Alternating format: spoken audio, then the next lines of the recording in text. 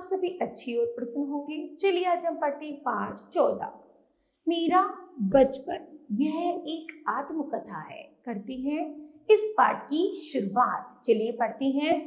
जब मैं 7 बरस का था तब मुझे राजकोट की ग्राम पाठशाला में पढ़ने भेजा गया। उस मदरसे में बिताए हुए दिन मुझे अच्छी तरह याद है। मास्टरों के नाम धाम भी। पोरबंदर की भांति वहां की पढ़ाई के बारे में कुछ विशेष जानने योग्य नहीं है। मेरी गिनती शायद साधारण श्रेणी के विद्यार्थियों में रही होगी।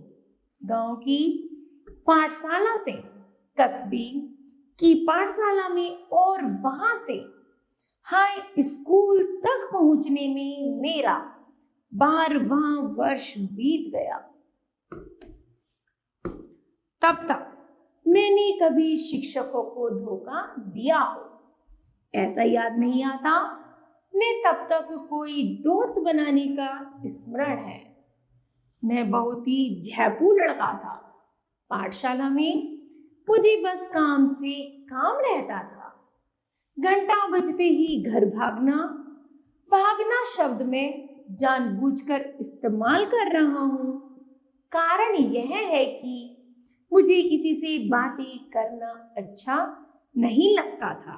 कोई मेरा मजाक न उड़ाए, यह डर भी बना रहता था।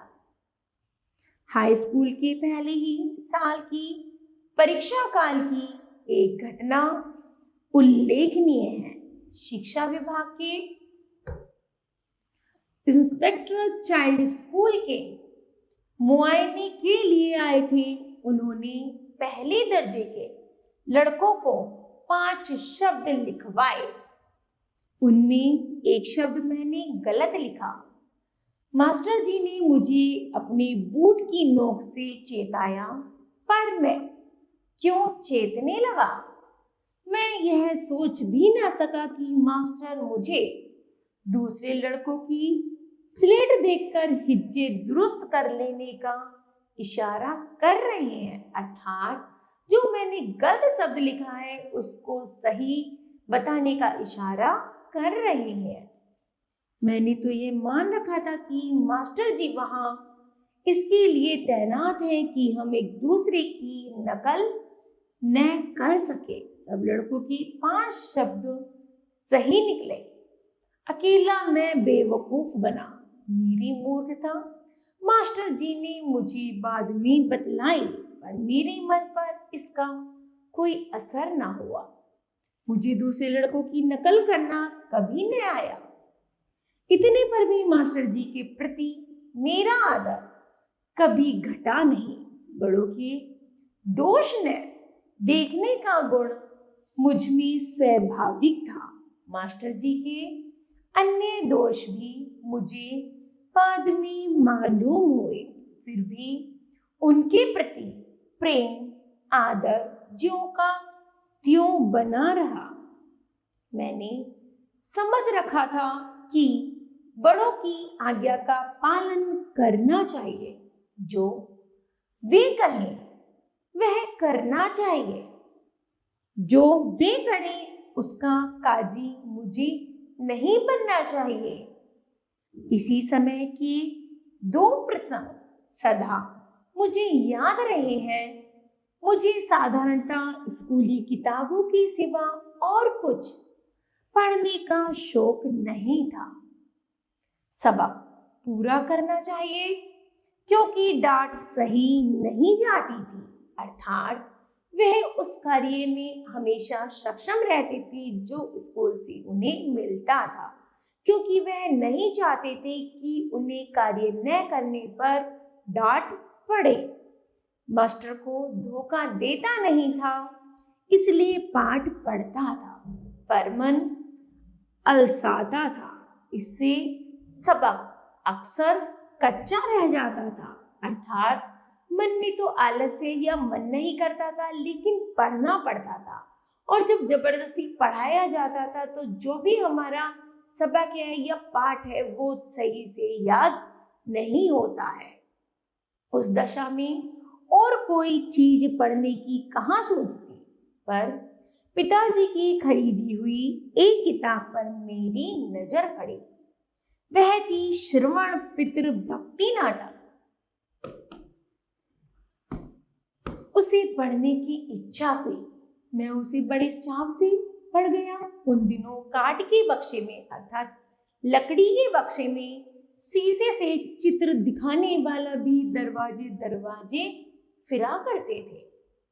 उनमें मैंने श्रवण द्वारा अपने माता पिता को कांवर में बैठाकर यात्रा के लिए ले जाने का चित्र भी देखा।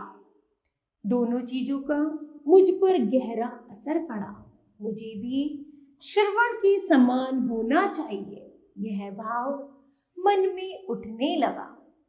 श्रवण की मृत्यु, उसके माता पिता का विलाप आज भी याद है। इस ललित छंद को मैंने बजाना भी सीख लिया। मुझे बाजा सीखने का शौक था और पिताजी ने एक बाजा भी दिला दिया था। इस बीच कोई नाटक कंपनी आई। मुझे उसका नाटक देखने की इजाजत मिली। उसमें हरिश्चंद्र की कहानी थी। यह नाटक देखने से मेरी तृप्ति ही न होती थी। उसे बार बार देखने को जी चाहता, पर बार बार कौन जाने देता। किंतु मन में इस नाटक को सैकड़ों बार दोहराया होगा। अर्थात जो कहानी मुझे अच्छी लगती थी मैं उसे कई बार पढ़ा करता था। जिस तरह हरिश्चंद्र जैसी सत्यवादी सब क्यों नहीं हो जाती, यह धुन रहती। हरिश्चंद्र पर जैसी विपत्तियां पड़ी थी वैसी विपत्तियों को भोगना और सत्य का पालन करना ही वास्तविक सत्य है। मैंने तो मान लिया था कि नाटक में लिखी विपदाएं हरिश्चंद्र पर अवश्य पड़ी होंगी। हरिश्चंद्र का दुख देखकर, उसे याद कर मैं खूब रोया हूं। आज मैं समझ गया हूं कि हरिश्चंद्र कोई ऐतिहासिक व्यक्ति नहीं थे, बल्कि फिर भी मेरे मन में हरिश्चंद्र और श्रवण आज भी जीवित है। श्रवण अर्थात माता पिता का कहना मानने वाला हरिश्चंद्र, बल्कि हरिश्चंद्र अर्थात सच बोलने वाले। मेरा ख्याल है कि आज इन नाटकों को पढ़ूं तो आज भी मेरी आंखों से आंसू आ जाएंगे, क्योंकि इन लोगों ने इतना अपने जीवन में कष्टों को सहन किया है। तो बच्चों, यह पाठ समाप्त होता है। तो मुझे आशा है कि आप सभी को भी यह पाठ अवश्य समझ आया होगा और आपको भी इसी पाठ की तरह अपने जीवन में सत्यवादी हरिश्चंद्र और श्रवण कुमार की कहानी को अपने जीवन में उतारना चाहिए और अपनाना चाहिए। ठीक है, धन्यवाद।